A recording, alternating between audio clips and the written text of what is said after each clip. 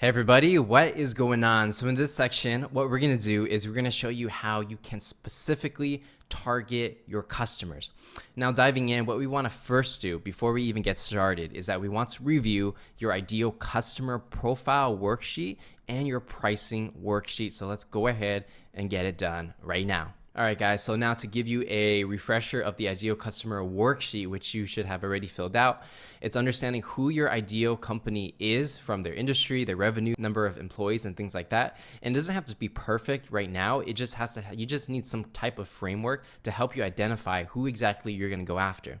So from there, you need to understand the individuals at these companies, like exactly, what's their role? Are they in marketing? Are they in finance? Who is their boss and things like that? So understand the professional and personal information of this individual you would like to sell to. And that personal and professional information, that's just diving a little bit deeper into that, and also understand why your product or service actually matters for this specific individual. Again, since we already covered this in a previous lesson, you already know how to get this done by now. So in the pricing worksheet, obviously the main thing here is that understanding your cost of what it costs to actually deliver your product or service, understand the price point that people are typically buying this thing at, and then understand your perceived value. What's the perceived value that you want to charge for your specific product or service? So in this part, you really need to get this down before you move on. And even if it's not perfect, just have an idea of what you want to charge and just use that number for now as we're moving forward in this lesson. So going back into the lesson, so what we're going to do now is we're going to show you some different ways on how you can generate, let's say, $1 million in sales per year, right? For some of you, that may be your ideal goal. Some of you may not need to make that much, and others want to blow this out the water, right? So the idea of making 1 million, it's not necessarily that I'm telling you to make $1 million per year. The point of this graph is to show you the different ways on how you can get there so you can better think about how much you want to charge for your product or service, right? So on the x-axis over here, we're going to have yearly value per customer, meaning how much revenue a customer brings in per year. And then on the y-axis, what we're going to have is the number of customers. So let's say your goal was to make $1 million in revenue per year, right? And that's excluding the cost, meaning how much it costs for you to deliver on that product or service. And so let's say you wanted to get $1 million in revenue, right? And I'm going to call these guys whales because they're individual entities, whether it's a person or a company that is willing to shell out a lot of money for your product or service. So if you want to make $1 million per year, if you get one whale, which is the value of $1 million per year, right? And this is one customer, then you will only need to close one deal to make $1 million a year. Now, on the other end, we're going to call these guys fish, right? And over here, if you're selling a product that costs, let's say $100, okay, you're going to need 10,000 people to buy your product before you earned $1 million in revenue. So obviously, if you're selling a $100 product, it's pretty difficult to close 10,000 people over the phone, especially if you have a small team or if you're working by yourself as a solo entrepreneur or even a salesperson, right? Because to close 10,000 people, there are only 365 days in a year. So here, obviously, if you're selling a $100 product, it does not make sense to try to close them over the phone because you would have to close too many to get a high volume of output, right? So that's why if you're charging too low, it may not make sense for you to do B2B sales. Now, when it comes to $1,000 per year, this is where it starts making sense for people to close people over the phone, right?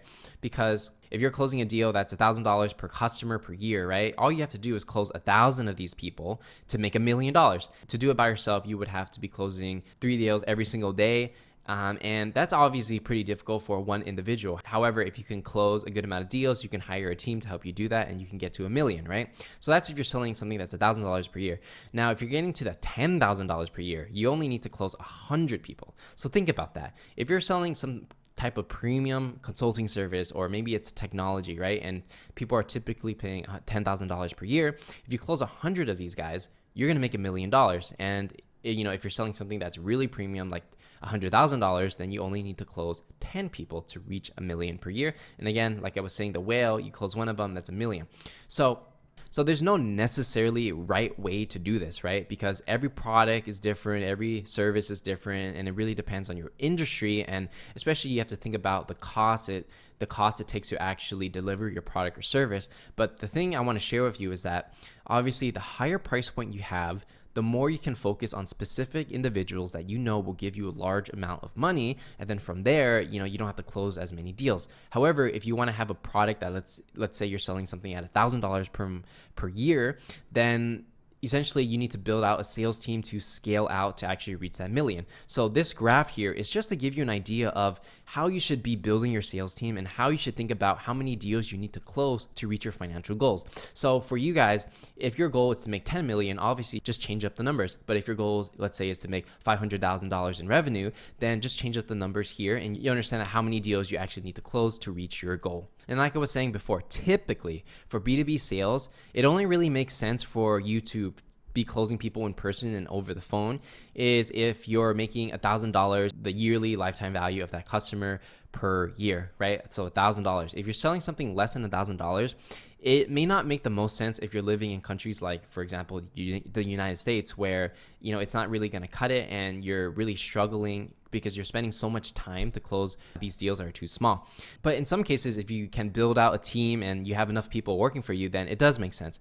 Now, if you're living in other countries, for example, like Vietnam or the Philippines, or places where the currency just isn't as strong, where, you know, let's say in Vietnam, for example, the average person in Vietnam makes $1,000 USD per month. So if you're selling something that's, let's say, a couple $100, that's pretty good, because for the standard of living and depending on your country, then it may make sense for you to close deals that are less than 1,000. But for a lot of places in modern Europe and the United States or Canada, then you want to do $1,000 plus. But really, even if you're living in these places and you have a product that is less than that, less than $1,000 per sale, then if you want to do it, you can totally do it. But I just want to give you a rule of thumb in how you should be thinking about it. Now, with that said, here's something you got to keep in mind when it comes to lead generation. The number of cold outreach that you send really depends on your revenue goals, because when you look at it from a numbers perspective, you can easily identify exactly how many cold emails you need to send in order for you to make X amount of dollars.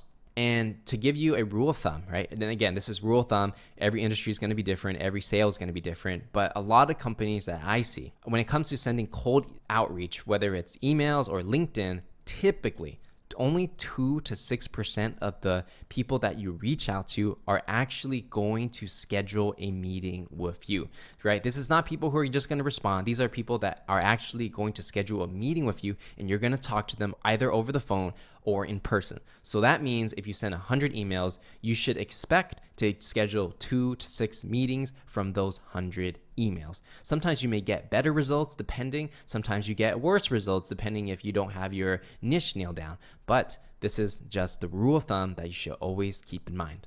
Now what we're going to do is we're going to go into the sales legacy outbound spreadsheet so you can get a better understanding of how the numbers work and why it matters when it comes to lead generation using these outbound strategies. All right, guys, so right now we are in Microsoft Excel, and I already created this spreadsheet for you, and I really tried to make it as bare bones and simple as possible so anybody can jump in even if you're not an Excel expert, right? So if you want to use Excel, that's totally fine. But if you want to just copy and paste this and put it into Google Sheets and you're comfortable with that, that's totally fine too. It really doesn't matter. So essentially what I mean when it comes to numbers is that, let's look at the top over here, right? So let's say your monthly goal was to make $20,000 in revenue per month, right? And let's say you're selling a product that's going to cost $1,000 per unit sold, right? So every time you sell something, you're going to make $1,000 on average.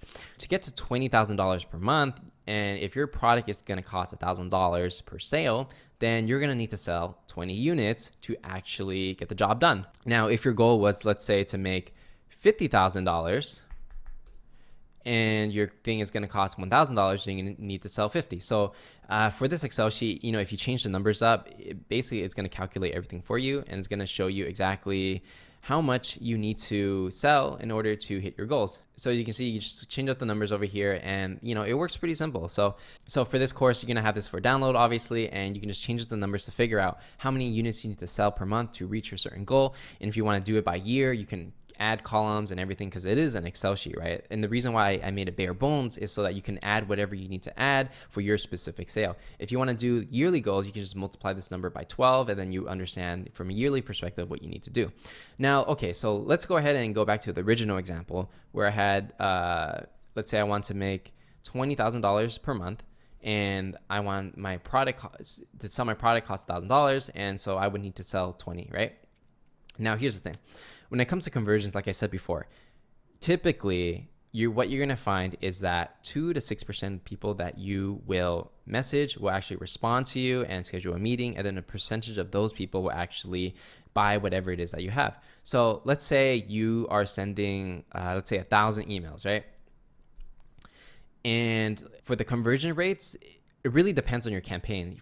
Personally, for me, out of all the thousands of emails that I send, some campaigns I got really great conversions where 80% of the people were actually opening, which is pretty crazy. And some campaigns, just weren't targeted that well, and I got less than 10% of people actually opening. So it really is going to vary depending on who you're going after. And if you're trying to go after a new vertical, let's say you typically sell into retail, but then you want to go into finance, typically you'll find lower conversion rates because you haven't figured out exactly what these people want to hear.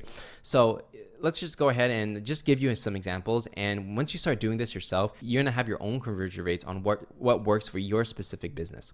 So let's say 60% of the people open these emails, right? You send 1,000 and 60% of them opened it. So that means 600 opened, right?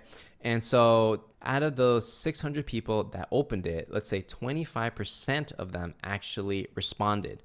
So here, 150 people responded out of 1,000, not bad. And then from there, let's say 20% of those 150 actually scheduled a meeting with you, right? And so if you kind of do the math, 30 people out of 1,000 is going to be about 3%. So that's actually pretty typical, where 3% of 1,000 people will actually take a meeting with you, right? And then from there, let's say you have a closing ratio of 20%. So out of the 30 people that take a meeting with you, 20% of them actually close. And so then you're going to have 6 sales. And if your product is priced at $1,000, you're going to make $6,000 per month using these numbers, right? So as you can see here, once you really understand your sales in this way and your numbers are somewhat accurate, of course, it's never going to be 100% accurate. There's always going to be variances. But once you have this idea down, what you're going to be able to do is you're going to be able to say, okay, so these are my numbers. Typically, this is what I'm getting almost every campaign. So if you want to make $20,000 per month, then you have to up the juice when it comes to email sent, right? So let's say you're sending 5,000 emails. Then, assuming the numbers stay the same, you're going to make $30,000. Let's say you are sending 4,000 emails, right? Then it's 24. So you start thinking, okay, if I send 3,500 emails, and assuming my numbers are going to be like this, then I'm going to make $21,000 in revenue for the month. So as you can see here, using just this simple Excel sheet, you're going to be able to figure out how many emails you actually need to send. And some people will only send 100 and be like, okay, well, they'll wonder, why aren't I making the money? And it's because you may not understand your numbers that well, right? But once you understand your numbers, then you can send more emails, get those conversions, and then turn those strangers into actual paying customers. This is something that, it's just a rule of thumb from now, but what's going to happen is that you're going to get your own numbers. You might find that you may get more responses than this, or you might get less responses. Whatever the case is, you just need to know your numbers for your specific business. And then from there, really all it is once you increase the top of the funnel, meaning you're sending more emails and you're getting good conversion rates, you're going to be able to figure out how many emails you need to send in order to reach a certain revenue goal. So with that said, that's pretty much everything when it comes to targeting your customers, understanding who they are and how you should be sending your emails, and understanding it from a numbers perspective. And so with that, I'm going to see you guys in the next section.